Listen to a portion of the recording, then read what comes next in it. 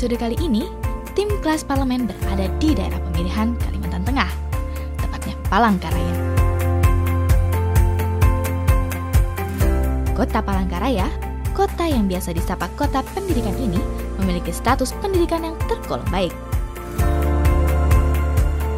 Jelas saja, kota Palangkaraya memiliki beberapa sekolah unggul. Bagaimana tidak, dedikasi penuh untuk pendidikan direalisasikan dalam bentuk tindak nyata. Para praktisi, akademisi, dan para pendidik dalam meningkatkan daya tangkap dan sensitivitas terhadap perkembangan pendidikan.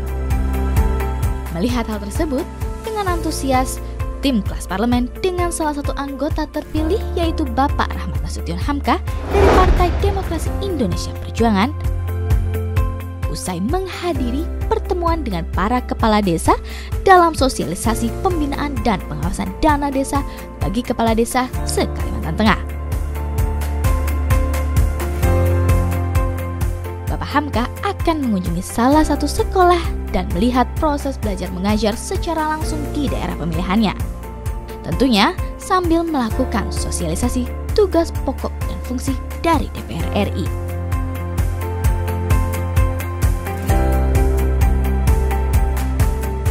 Kini tim kelas parlemen sudah berada di salah satu sekolah, yaitu SMA Negeri 5 Palangkaraya, di mana sekolah ini memperoleh berbagai prestasi. Salah satunya berhasil meraih juara 3 pada Olimpiade Biologi tingkat SMA. Ya pemirsa, saat ini tim kelas parlemen sudah tiba di SMA 5 Negeri Palangkaraya, di mana masyarakat setempat biasa menyebut sekolah ini SMA Plus. Dan saat ini pemirsa, kami sudah berjanjian dengan salah satu anggota dari Komisi 4, yaitu Bapak Rahmat Nasution Hamka dari fraksi Partai Demokrasi Indonesia Perjuangan. Pemirsa tentu penasaran kan kelanjutannya? Mari ikuti saya hingga akhir acara nanti.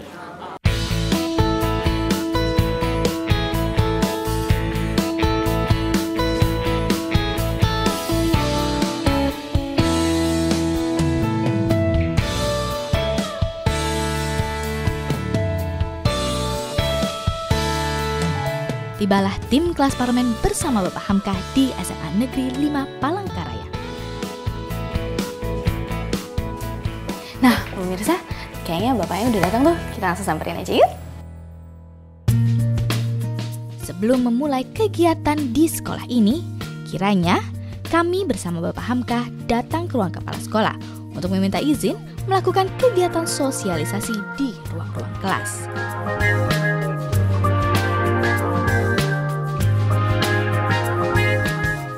Alhamdulillah, kami keluarga besar SMA Negeri 5 Palangkaraya, saya pribadi dan sebagai kepala SMA Negeri 5 Palangkaraya merasa terhormat dan bangga dengan kedatangan Bapak Rahmat Hamka Nasution, yang beliau ini adalah anggota DPR RI yang dengan kesibukan beliau bisa datang ke sekolah kami, dan kami sambut baik dan merasa terhormat.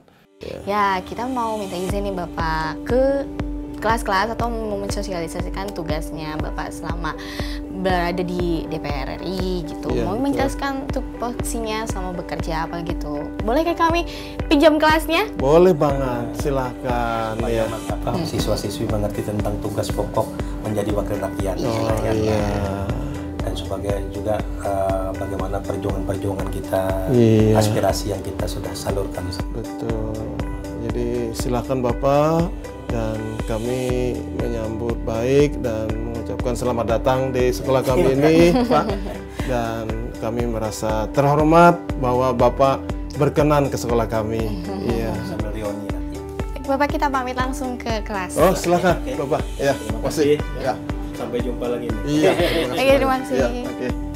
Ya, silakan.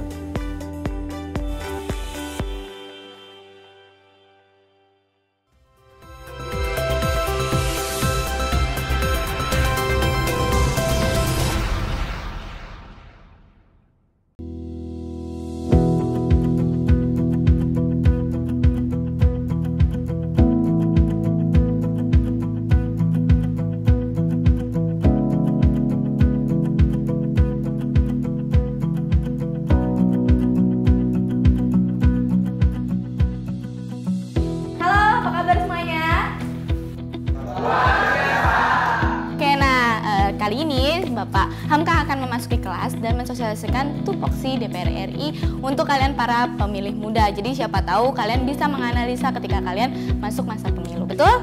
Nah ya, jadi sebelumnya aku mau bridging dulu deh. Ada nggak sih yang tahu mengenai tugas DPR RI sendiri? Kalau ada yang tahu boleh angkat tangan? Gak ada yang tahu? Nggak ada yang tahu? Oke, berarti kedatangan Bapak Hamka benar-benar sangat berarti di sini. Kalau begitu saya akan langsung panggil Bapak Hamka untuk memasuki ruang kelas, ya. Bapak Hamka boleh masuk?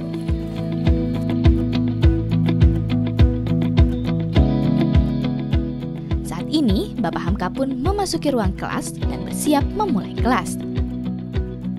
Tampak jelas dari raut wajah yang sangat bersemangat yang ditampakkan Bapak Hamka. Tentunya menandakan perasaan senang dalam dirinya, di mana bisa membagi pengetahuan kepada para siswa-siswi di SMA 5 Palangkaraya. Apalagi dia meyakini melalui pendidikan yang baik, mampu membawa perubahan yang baik pula bagi bangsa dan negara. Tidak lain dan tidak bukan, tentunya Bapak Hamka sudah menyiapkan materi yang ingin disampaikan di depan kelas. Di mana hal tersebut berhubungan dengan tugas pokok dan fungsi DPR RI, mulai dari legislasi, pengawasan, dan anggaran. Tugas daripada fungsi daripada anggota DPR RI itu DPRD Kabupaten Provinsi sama juga, 3 itu juga fungsinya. Cuma hanya yang membedakan kalau membahas anggaran di daerah, anggaran APBD, anggaran pendapatan belanja daerah. Tapi kalau di pusat APBN, anggaran pendapatan dan belanja negara. Jadi itu fungsi anggaran kita, fungsi budgeting namanya. Fungsi budgeting, di mana kita menyusun bagaimana mengalokasikan anggaran untuk pendidikan, untuk kesehatan, untuk pertanian dan sebagainya. Lalu fungsi yang kedua adalah fungsi legislasi. Itu apa itu? Legislasi itu membuat undang-undang. Jadi membuat undang-undang, kita membuat regulasi atau membuat undang-undang itu bersama Presiden selaku pemerintah, betul. Nah, jadi itulah kami nanti menggodok nih undang-undang apa ini yang diperlukan untuk mengatur, misalnya tentang undang-undang kesehatan atau undang-undang tentang pertambangan ataupun undang-undang tentang apapun yang mungkin menyangkut daripada tata negara kita, pemerintahan kita. Nah, kita bahas bersama. Lalu kemudian fungsi yang ketiga apa? Fungsi pengawasan. Jadi berbagai program pembangunan tadi yang sudah kita rumuskan di APBN, kemudian membuat undang-undang, itu kita harus awasi. Apakah program kegiatan pembangunannya itu sudah sejalan nih dengan perencanaannya? Atau mungkin nanti dalam undang-undang yang kita keluarkan bersama-sama, kalau undang-undang itu kita buat, sudah dijalankan belum? Sesuai yang menjadi kesepakatan gitu. Nah, ini pengawasan. Wah, dan ternyata Bapak Hamka telah menyiapkan hadiah untuk setiap siswa yang berani untuk menjawab setiap pertanyaan. Tidak peduli mau benar ataupun salah. Kenapa salah dikasih hadiah? Karena dia punya keberanian untuk menyampaikan pendapatnya. Tepuk tangan dulu buat Bung David. Jadi namanya belajar itu jangan takut salah. Ayo itu. Karena kalau menunggu benar, kita kapan bisa tahu gitu loh. Jadi kalau kita harus berani bertindak. Nah, jadi ini salah satu pelajaran juga motivasi. Jadi kalau kita punya ini, sampaikan saja. Sampaikan. Salah pun dikasih hadiah. Ya kan? Apalagi benar. Tadi kan dapat presiden benar. Kemudian dalam parlemen itu banyak praksi-praksi. Siapa tahu nih, praksi-praksi itu menggambarkan apa sih? Oh, partai, betul. Menggambarkan partai politik. Jadi itu praksi-praksi itu adalah sekelompok orang wakil-wakil partai politik yang terpilih itu mengelompokkan di dalam praksi. Nah, inilah nanti mereka ini yang menjadi bagian-bagian, tapi mereka bukan alat kelengkapan. Bukan alat kelengkapan daripada DPR. Nah, alat kelengkapan DPR itu 1. Komisi, 2. Badan urusan rumah tangga, 3. Badan legislasi, ya gitu.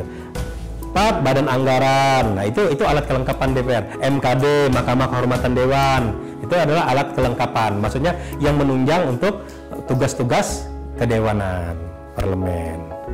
Melihat antusias mereka dan juga mungkin pengetahuan mereka cukup luas juga ya, dan tadi juga interaksi saya mereka dapat menjawab berbagai pertanyaan interaksi saya, walaupun ada beberapa yang mungkin belum mereka pahami. Jadi mungkin kita berharap ke depan mereka akan lebih peka lagi, akan lebih banyak lagi menggali lah ya tentang seluk-beluk atau bagaimana khususnya lah untuk parlemen hubungannya dengan daerah gitu ya, dari dengan daerah pemilihan dan sebagainya. Ini mungkin harus kita kita gencarkan lagi supaya mereka paham bahwa perwakilan mereka itu ada berapa orang. Ini memang sederhana tapi sebenarnya kan cukup penting juga agar mereka tahu ada berapa sih yang mewakili kami kan gitu.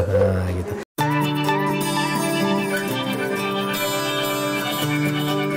Tidak terasa, waktu pun berlalu cepat.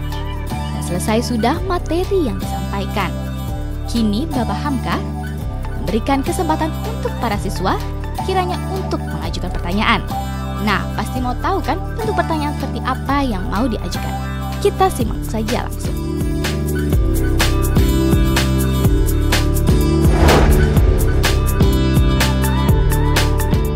Iya, siapa? Ya Pak, di sini saya ingin bertanya. Tadi Bapak bilang kalau bisa dari masyarakat sendiri atau rakyat sendiri memberikan pendapatnya atau usulannya terhadap DPR. Nah, bagaimana sih Pak cara yang tepat, atau mungkin DPR sendiri mempunyai program tersendiri agar masyarakat bisa dengan luas dan dengan santai bisa memberikan usul atau pendapat mereka tentang pembangunan wilayah tersebut kepada DPR, Pak. Karena kita nggak tahu juga sih Pak, kan seorang pejabat tuh biasanya susah ditemui gitu nah Pak. Jadi bagaimana cara yang tepat, dan apakah DPR memiliki program tersendiri untuk mendengarkan apresiasi rakyat? Oke, ya terima kasih Dinda Ripan ya, Ananda Ripan ya. Baik, tadi pertanyaan cukup bagus. Bagaimana cara wakil rakyat untuk mendengarkan aspirasi masyarakat. Jadi intinya, cara yang pertama tadi melalui reses, turun ke daerah pemilihan, mengadakan pertemuan-pertemuan dengan masyarakat, atau mungkin ada kegiatan-kegiatan atau kejadian-kejadian, ada banjir, ada kebakaran, ada mungkin juga mungkin program-program penanaman padi dan sebagainya. Kita turun ke masyarakat, kita mendengarkan apa yang menjadi kebutuhan mereka. Atau juga kalau saya seperti pola saya itu tidak konvensional gitu, saya melakukan sesuatu cara yang tidak biasa dilakukan. Jadi saya selalu menyampaikan nomor HP saya itu dalam setiap kalender saya yang saya keluarkan setiap tahun. Kemudian dalam kalender itu silahkan mereka boleh SMS, boleh WA, WhatsApp dan sebagainya, atau juga telepon kalau memang sangat penting, urgent sekali. Nah itu salah satu cara saya, karena zaman sekarang kan sudah zaman now tadi kan, jadi nggak bisa kalau kita datang dari ujung Puruk Cahu sana sampai perbatasan Sukamara kan ada berapa rentang, ada berapa berapa puluh jam kita bisa ini. Tapi melalui media, telepon, WA, WhatsApp, inilah mungkin cara saya untuk menampung aspirasi masyarakat. Izin Pak. Contoh atau tindakan yang Bapak lakukan untuk meningkatkan pertanian di Indonesia itu bagaimana Pak? Jadi kalau berbicara Indonesia terlalu luas lah ya gitu ya. Kita berbicara Kalimantan Tengah saja. Jadi saya kebetulan baru masuk Komisi 4 bidang pertanian ini baru kurang lebih 6 bulan gitu loh.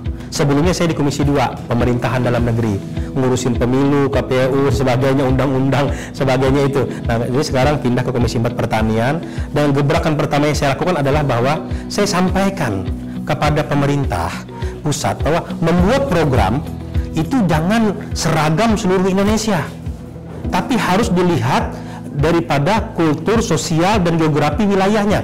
Contoh saya bilang, cetak sawah. Kalau di Kalimantan Tengah, kalau cetak sawah tidak kena yang masyarakat kita di pedalaman. Kalau masyarakat kita di pedalaman adalah cetaklah ladang. Tolong programnya harus disesuaikan daerahnya, jangan sama rata. Kalau cetak sawah mungkin Pulau Jawa, Sumatera dan sebagainya oke, tapi Kalimantan kita perlu cetak ladang. Lalu cetak ladang seperti apa? Nggak bisa dong kita dikasih alat pertanian yang kecil-kecil. Saya bilang kalau dikasih yang kecil-kecil alat pertaniannya kalah sama tunggul kan? Nah, kan ini ada kita. Saya bilang, saya sampaikan karena saya orang daerah, jadi saya tahu. Saya bilang, nah kalau bisa kami perlu alat berat yang bisa mengangkat tunggul itu gitu. Saya memang selalu ingin melakukan sesuatu tuh yang tidak biasa dilakukan oleh orang kebanyakan gitu. Kalau kita hanya nerima program itu biasa gitu. Tapi kita harus buat terobosan gitu. Supaya apa? Supaya inilah bentuk tanggung jawab kami sebagai wakil rakyat. Nah itu intinya ya. Yaitu wakil rakyat kita Komisi keempat yaitu Bapak Rahmat Nasution Hamka. Pesan kami di sini yaitu kami sangat berterima kasih dan bersyukur atas kehadiran Bapak tersebut karena kami di sini diberi wawasan yang sangat baik. Di sini kami mendapat wawasan untuk bagaimana caranya pemerintah itu datang secara langsung kepada masyarakat agar kita dapat mengerti apa sih tugasnya wakil rakyat itu untuk Indonesia, untuk masyarakatnya di sekitarnya seperti itu. Kedatangan Pak Hamka sendiri itu dapat memberikan hal baik kepada kami sehingga kami dapat memiliki wawasan yang lebih luas lagi tentang parlemen, tentang tugas-tugasnya, fungsi-fungsinya, juga komisi-komisi ataupun badan-badan pelengkap dalam DPR tersebut. Dan kiranya pesan kami terhadap wakil rakyat Indonesia agar lebih baik lagi untuk menjalankan tugasnya. Kami tidak suka jika ada wakil rakyat yang melakukan tugasnya yang sangat buruk di hadapan atau di rapat-rapat DPR tersebut.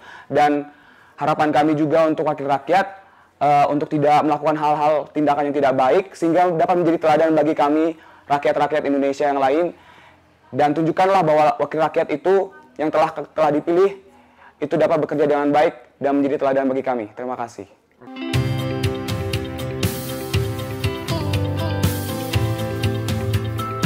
Sebelum menutup kelas, Bapak Hamka pun memberikan sebuah plakat dan buku sebagai sebuah tanda mata.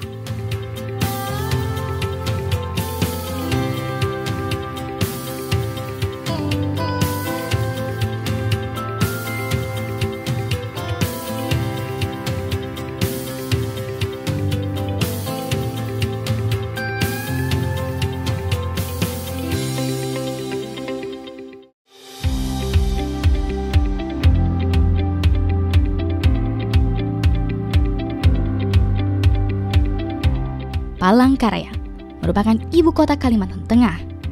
Nama Palangkaraya memiliki arti sebagai tempat suci dan mulia yang besar. Hal itu tentunya menggambarkan bahwa wilayah ini merupakan suatu wilayah yang besar dan memiliki potensi alam dan air yang kaya. Sayangnya, di balik itu semua, masih banyak masyarakat di dalamnya yang kurang beruntung. Tentunya hal ini ditandai dengan masih adanya anak yang tidak berkesempatan mengenyam pendidikan yang lebih baik.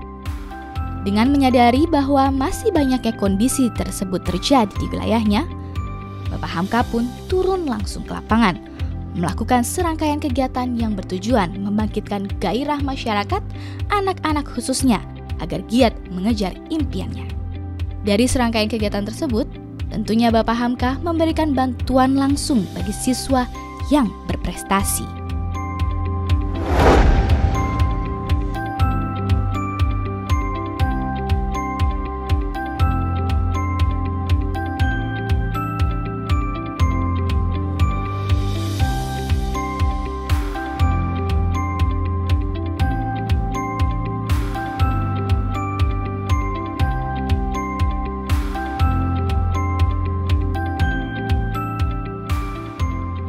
Ya, Maria namanya.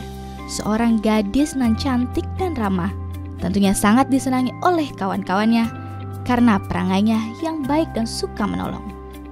Maria merupakan putri ketiga dari 4 bersaudara. Di tengah keadaan ekonomi yang kurang beruntung, Maria adalah seorang anak yang tergolong pintar di sekolahnya. Kita melihat motivasi ya dan inspirasi daripada keluarga Maria ini bahwa mereka walaupun dalam keadaan yang sangat kekurangan atau terbatas tapi punya semangat untuk menempuh pendidikan gitu yang bagaimanapun mereka lakukan. Saya pikir memang salah satu cara jalan untuk meningkatkan taraf hidup masyarakat dan mengangkat harkat martabat masing-masing keluarga di Indonesia ini keterpurukan dari kekurangan dan keterbatasan tadi adalah melalui jalur pendidikan. Maria, setelah pulang sekolah, kegiatan pulang sekolah apa ya? Sekolah biasanya saya tiap hari Senin, Rabu, Jumat itu latihan yang modo di Korem. Apa itu? Latihan bela diri. Oh, bela diri. Oh, aktif juga di bela diri. Udah berapa lama? Hampir 1 bulan. 1 bulan. Kalau setelah itu misalnya di rumah aja apa yang? Di rumah aja bisa bantu-bantu ibu. Oh, bantu-bantu ibu. Ibu sekarang pekerjaannya apa sih? Kadang kerja di sana aja. Di mana? Di SMA pula. Kadang sore. Oh, membersihkan ya. Ada nggak sih harapan dari anak ibu? Mungkin ada harapan sendiri yang dari ibu harapkan terhadap putra-putrinya ke depannya itu pengen jadi apa atau apa keinginannya? Apa harapannya? Terserah dia milih. Oh, terserah dia milih. Apa cita-citanya, Maria? Saya mau masuk kedinasan PDN. Oh, PDN. Oke, terima. Nanti ya harus rajin belajar, jaga kesehatan, jaga kondisi tubuh. Dan tadi seperti kita dengar bahwa Maria bercita-cita ingin sekolah kedinasan seperti APDN atau STP dan sebagainya. Saya pikir ini sangat penting sekali bahwa kita berharap pada pemerintah memberikan ruang dan kesempatan yang sama kepada warga masyarakat Indonesia, khususnya warga masyarakat asli Kalimantan Tengah yang memang mempunyai prasyarat-prasyarat yang terpenuhi. Jadi kita berharap pemerintah bisa memberikan ruang ini lebih luas lagi nantinya. Mungkin Maria mau ada ucapan terima kasih atas upaya orang tua Maria kepada ibu, mungkin bisa dalam bentuk pelukan atau ucapan. Ucapan terima kasih silakan. Bisa. Iya. Saya berterima kasih kepada ibu saya karena dia bekerja keras. Setiap pagi nyapu di SMA 5. Boleh sambil peluk ibu. Semoga saya bisa sukses. Amin. Dan meningkatkan derajat ibu saya. Amin. Dan tidak ada lagi orang-orang yang memandang sebelah mata lah ya.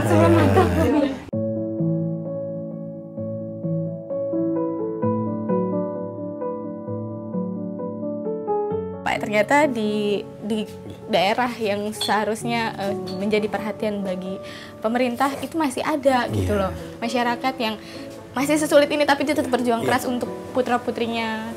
Itu saya teringat itu apa pesan ibu saya, kata dia pesan begini, biarlah ibu bapak ini jadi buruh, yang penting anak jadi orang. Jadi saya teringat itu dan alhamdulillah saya juga merasakan gitu. Saya dari keluarga yang memang kurang ya bukan sih sangat tidak mampu, cuma agak kurang juga gitu, tapi alhamdulillah lah.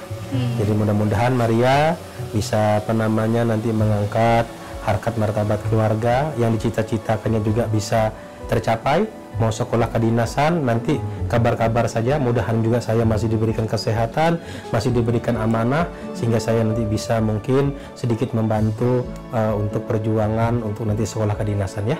Dan ini mungkin cara Tuhan untuk mempertemukan kita, dan saya sebagai wakil rakyat dari Kalimantan Tengah merasa bahwa ini tanggung jawab yang memang tidak ringan, karena masih banyak juga masyarakat Kalimantan Tengah yang harus kita berikan pertolongan. Ya, dan kemudian saya ada sedikit yang mau disampaikan. Iya, silakan Bapak. Mudah-mudahan berkenan dan jangan dilihat dari apanya, mudah-mudahan ini bisa membantu dan juga bisa meringankan, karena tadi Maria bilang waktu di mobil tadi bahwa kadang-kadang menebus buku paket atau mungkin membeli buku paket dan sebagainya perlu dana atau juga fotokopi dan sebagainya, dan ini mungkin sebagai tanda ini saja bisa diterima ya. Terima kasih atas bantuan yang Pak Nasution berikan. Ini sangat berharga bagi saya karena ini dapat meningkatkan prestasi saya.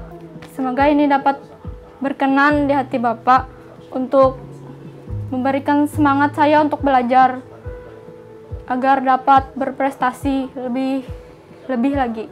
Terima kasih. Ya, Ibu mudahan sehat selalu, mendoakan karena doa orang tua itu akan menjadikan anaknya sukses. Harus ya selalu ya Bu ya. Terima kasih atas perjuangannya untuk putrinya. Ya pemirsa, kita sudah bertemu dengan keluarganya Maria dan ini salah satu perhatian khusus ya Pak ya. Ternyata masih banyak putra-putri bangsa kita yang harus terseok-seok untuk mendapatkan tingkat pendidikan yang jauh lebih baik. Harapan dari Bapak sendiri apa? Yang jelas jangan pernah putus harapan, karena apa? Harapan itu merupakan satu motivasi bagi kita. Jangan pernah kita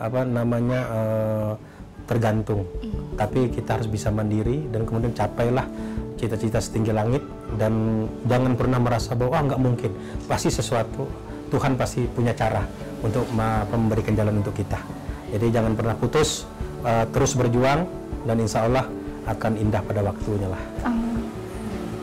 Oke pemirsa, semoga tayangan ini menjadi motivasi untuk seluruh putra-putri muda-mudi di Indonesia bahwa menggapai pendidikan yang jauh lebih baik itu sebenarnya bisa dilakukan asal kita mau bekerja keras, dan juga tidak perlu takut karena pemerintah terus mengikuti masyarakat yang ada di Indonesia untuk mencapai tingkat pendidikan yang jauh lebih baik. Saya Anggun Oktarini bersama Bapak Hamka pamit undur diri dan sampai jumpa.